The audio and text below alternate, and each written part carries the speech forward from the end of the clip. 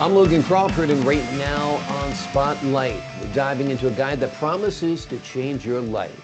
We're talking with one of my favorite authors, one of my favorite guests. Her name is Patricia Elliot, and she has penned a powerful book. It is called 7 Attributes for Success, Inner Success and Happiness. It is a must-read for anyone seeking a practical path to personal growth, stress reduction, and true happiness. Get ready to explore proven techniques that can transform your mindset and enhance your overall well-being. We're delighted to have this wonderful author join us once again here today on Spotlight. We thank the team at Atticus Publishing for helping us put her in the spotlight today. And we ask viewers like you to support authors like her by subscribing to our channel and by purchasing her remarkable book. The links are below this interview. Patricia, good to see you here today on Spotlight. Yes, good to see you too. Thank you for having me on. Oh, it's my pleasure. Great to have you back on the show. When you hear the title, 7 Attributes for Success, you think to yourself, okay, what are they? So why don't you give us one or two of those attributes? What would you say number Right. one is? What do you think is the most important attribute? Self-awareness. You have to be self-aware. And I think lots of us think we know ourselves, but I think lots of people don't. You know, I kind of practice it myself. We're very quick to judge others, but self-awareness is the first attribute. We all have it, but we kind of don't go deep into ourselves. And when you And say how can you when you say self-awareness, are you talking about knowing what our strengths and our weaknesses are, where our talents and our skills lie?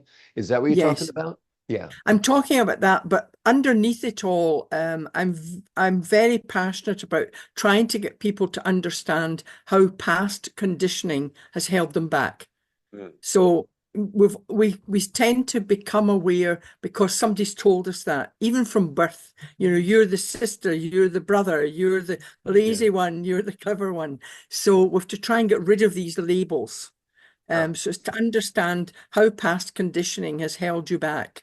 yeah. And so you have to look at the beliefs you have. Are they yours or are they someone else's? Have you been told this? So you have to challenge your beliefs, which is difficult. It's challenging, you know, to do Yeah. that. You basically have these scripts written in your head by other Yeah. people who tell you you're dumb, you're stupid, you're ugly. I mean, those are the worst. But, Yes, that's right. or you're not that smart, or you're not that talented, or you're not that good, or, this is a ridiculous dream.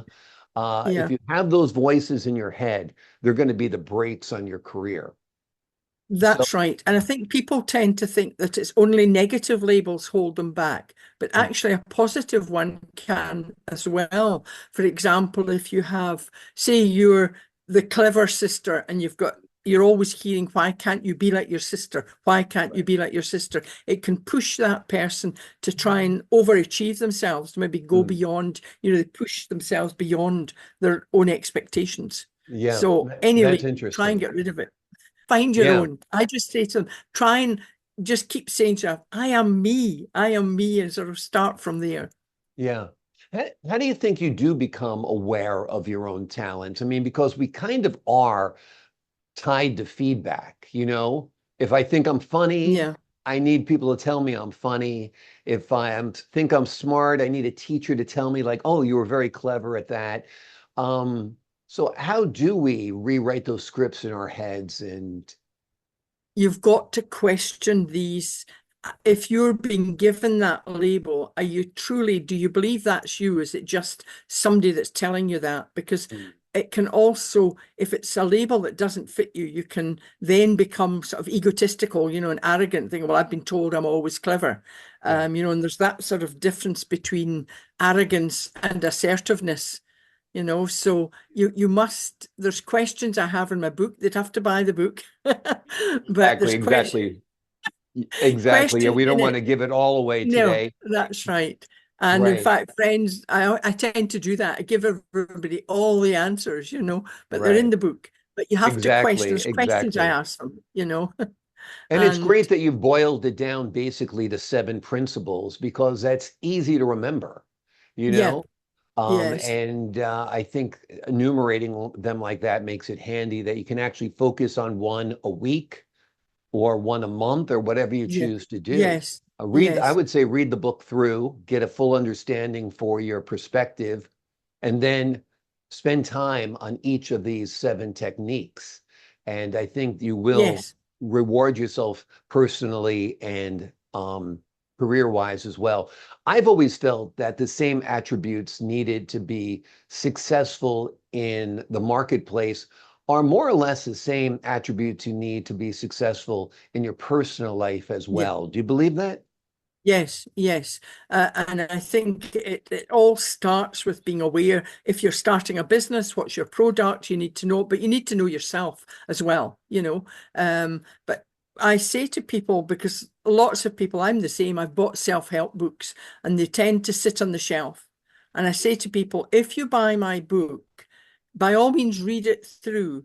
But sometimes it's called stickomancy, I think, but it's like randomizing. Just open the book at a random page and you'll be quite surprised at Oh, what yeah. you read there is what you need to know that day or learn that day. Exactly.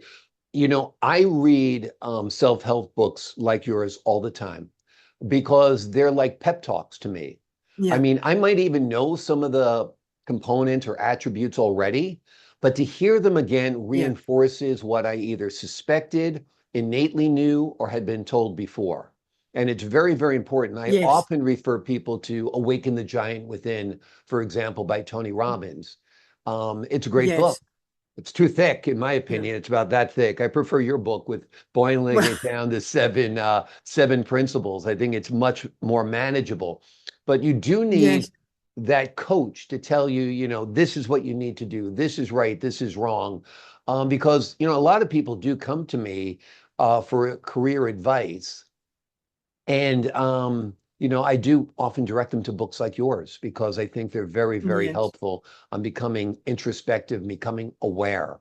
Let's give the folks at home one more of the attributes. We're not going to give all 7 today, but we'll give one more.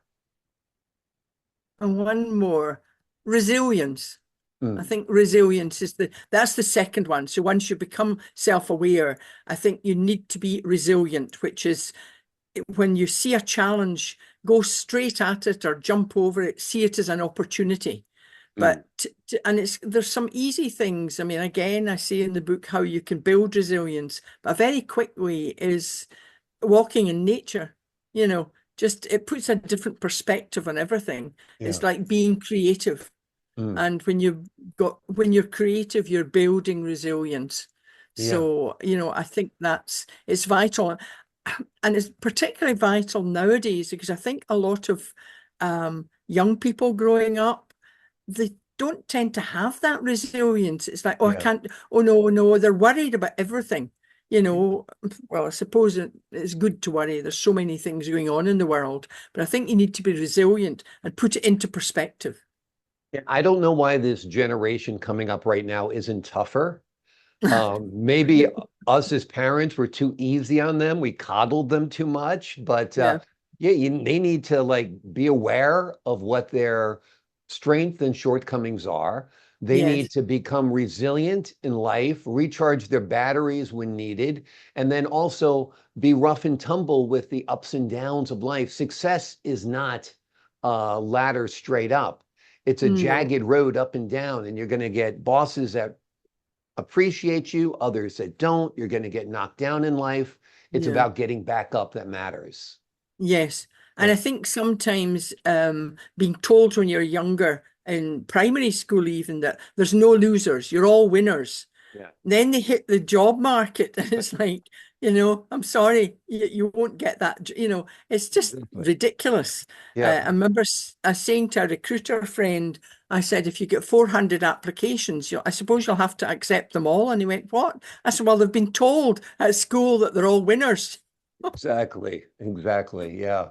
It's amazing. Yeah. Not in life and in the corporate world, certainly not everybody gets a participation No, trophy, and it very much is a pyramid. There's only so much room at the top. that's And right. sometimes you're lucky to get invited in, but you have to work harder, outshine others, be willing to do what others won't do. I mean, I always say Yeah. that about success. I say, you see the people on TV, They're not better looking than you. They're not more talented than you. They're not even, in some cases, more experienced than you, but they're willing to make the sacrifices needed to get to Yeah. where they wanted to be. And that's Yes. important. Your career is a fascinating career. It's multifaceted rather. Tell us a little bit about your business background. Well, I started years even as a child. I was adopted, and but before I was told that, I kind of felt I didn't belong. So I fantasized a lot and wrote stories. I've always written, kind of creative writing, poetry, and things. And then I was away to school, sent off to a school, very good education. For that, I was really, my adoptive parents, did me well there. And then I wanted to change the world with my piano playing. I was a pianist, Wonderful. but well, it didn't really pan out that way because I didn't. It was a competition thing. When I was 11, I had something wrong with my wrist. And I remember my adoptive mother saying, well, that's right, you'll just now marry well. And I thought, absolutely not. I mean, I would like to do that, but no, that wasn't my plan. And my adoptive father used to say, I hope I can say on, you can cut it out if you like, but I had a bloody minded gene. If I was told I couldn't do something, I would set out to do it. Yeah. So I started doing music and maths, transfer, and graduated in law. But I've always been interested in people. So I then moved, I was a lawyer for a few years, and then I moved into psychology. Mhm. And because I like people, and did an educational degree. So sometimes I feel like I'm a jack of all trades and master of none. But I think the thing I value most is my university of life. I think it's the Yeah. life experiences, the challenges. As you know, I lost my son and to suicide. And we talked about that book the last time. But he actually helped me with these 7 attributes. And I used to say to him, this is really helpful, but you need to be doing it as well. So some people can read something, but they don't actually take it on board and take action. No, So absolutely. Absolutely. I'm on your side. I believe the University of Life is the best place to learn. It's the best uni of all. yeah, And Mark Twain, an American author, is noted for saying, all of my life has been a learning experience, yes. except those years I spent in school. So I've always, And it's important. yeah. I think it's important because some of the young people are coming out with very good degrees from university and kind Mm. of think they know it all. And I'll say to them, I'm still learning. This is, you start learning. Every day is a learning experience. You have to be Exactly. open to that. Exactly. Well, this is a wonderful book. It will help you get focused if you're already a professional. If you're in college, about to enter the workforce, again, it'll help you focus on what you need to do to be successful both in life and in your personal life as well. They are interrelated. And how to get your career in order. We've talked about 2 of those attributes today. One is self-awareness, the other is resilience. The name of the book is 7 Attributes for Success, Inner Success, and Happiness. It is a must-read for anyone seeking a practical path to personal growth, stress reduction, and true happiness. It is highly recommended. This will be the tune-up for your brain, body, and soul that you need. Patricia, thank you so much for joining us here today on Spotlight. Thank you very much. Thank you. Oh, the pleasure's all mine. And to the folks at home, I'm Logan Crawford, thanking you for your time this time until next time on Spotlight. Thank you.